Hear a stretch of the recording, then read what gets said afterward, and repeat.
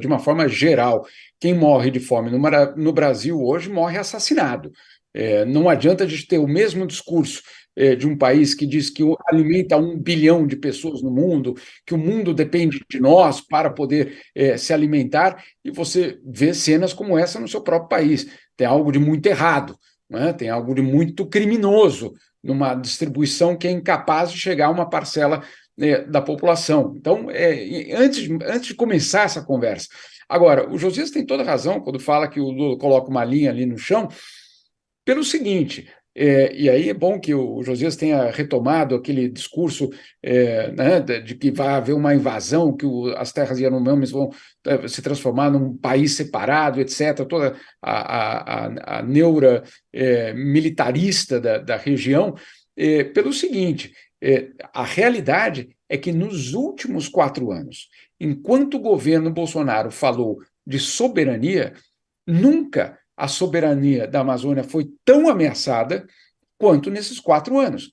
Agora, por quem? Por potências estrangeiras? Não, pelo crime organizado, que passa a dominar uma área que é do Estado, que deveria, pelo menos, ter um atendimento e um serviço de Estado. Então, a perda da soberania sobre a Amazônia no governo Bolsonaro não foi uma perda para a França, para os Estados Unidos, para a OTAN, ou quem quer que você escolha aí na lista dos fantasmas, de repente até a China comunista podia entrar na lista, né, José?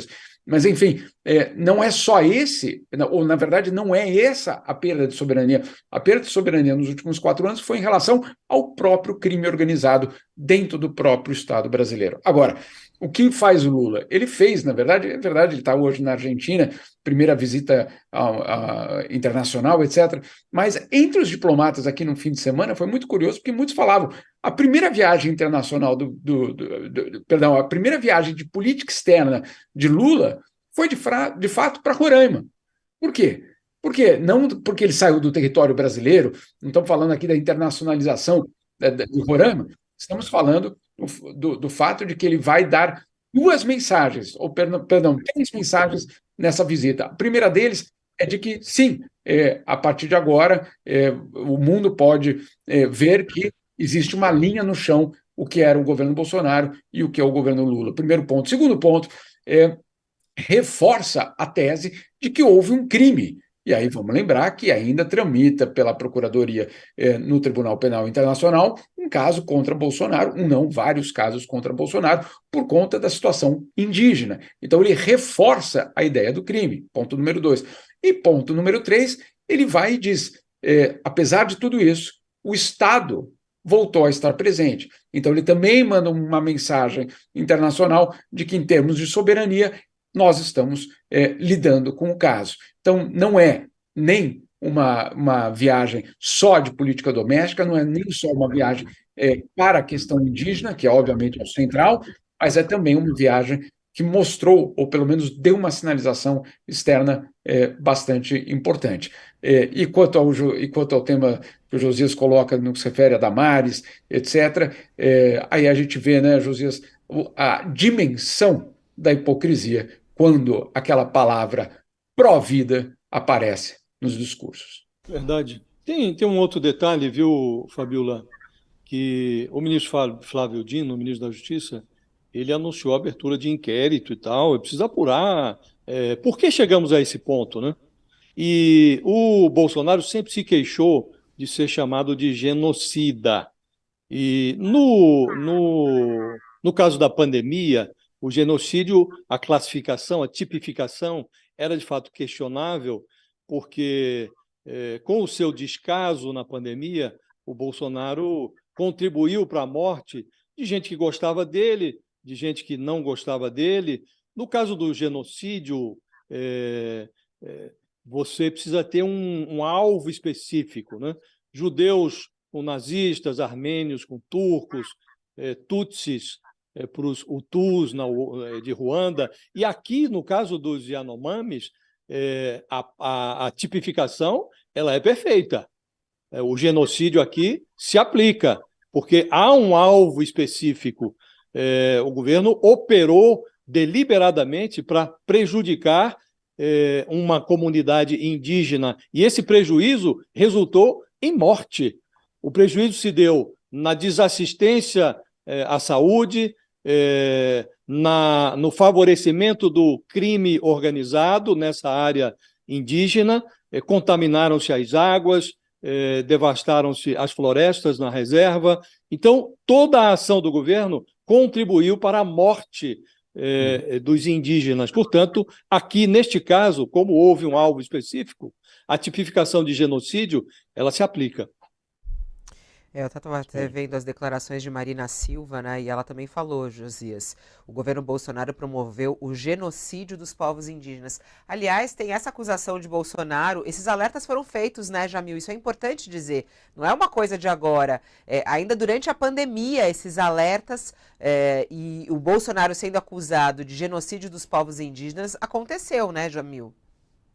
Mas muitas vezes, eu mesmo cobri não sei quantas reuniões aqui na ONU em que esse tema aparecia. E o governo, de uma forma indignada, tomava a palavra para dizer que história é essa, né? Da onde vocês tiram tanta desinformação? Claro, as imagens apareceram só agora. Agora, os relatos dos indígenas que vinham até aqui, os relatos dos organismos internacionais, isso tudo já ficava, como você colocou, Fabíola, de uma forma muito clara. O Josias tem toda a razão quando diz que tem uma tipificação muito mais clara, inclusive, lá no Tribunal Penal Internacional, aqueles vários casos que tramitam, e aí é uma situação, obviamente, complicada, mas existe uma percepção interna lá no tribunal, inclusive de observadores internacionais, de que há uma chance muito maior de prosperar um caso contra Bolsonaro, especificamente por conta da questão indígena, do que por conta da Covid de uma forma completa. Por quê? E aí é o que o Josias disse, genocídio do povo brasileiro por conta da Covid-19, que é uma das queixas. É muito difícil de se provar, porque, claro, qual é a população afetada?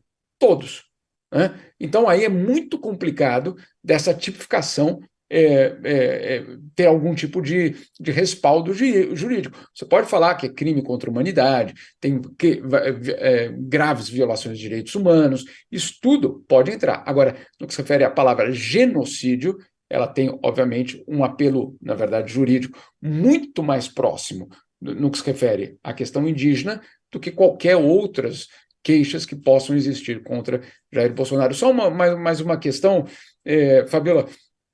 No meados do ano passado, eu fui para o Mato Grosso do Sul, justamente em terras indígenas, que aí não era Yanomami, eram os outros, Guarani Kaiowá e vários outros. E aí, o que ficava muito claro nessa viagem, que eu achei talvez. A gente sempre fala no desmonte de política pública, no corte de verbas, mas o que quer dizer na prática, né? Quando a gente chega lá e se depara com essa situação? No caso da FUNAI, especificamente, ali no Mato Grosso do Sul, para vocês terem uma ideia, um agente da FUNAI, no seu escritório, ele precisava autorização para sair do seu escritório. Ele precisava autorização para sair do seu escritório. E se ele precisasse fazer uma viagem, que significa tudo, né? Porque, na verdade, ele sempre está em alguma cidade e ele precisa fazer uma viagem à comunidade indígena, é óbvio que ele precisa fazer, ele não vive na comunidade indígena, ele precisa fazer essa viagem. Para ele fazer essa viagem, ele precisava de um prazo de 15 dias para conseguir a autorização. 15 dias numa situação de grave crise humanitária, como a gente viu, obviamente você não chega a tempo. E não quer dizer que eles recebiam autorização.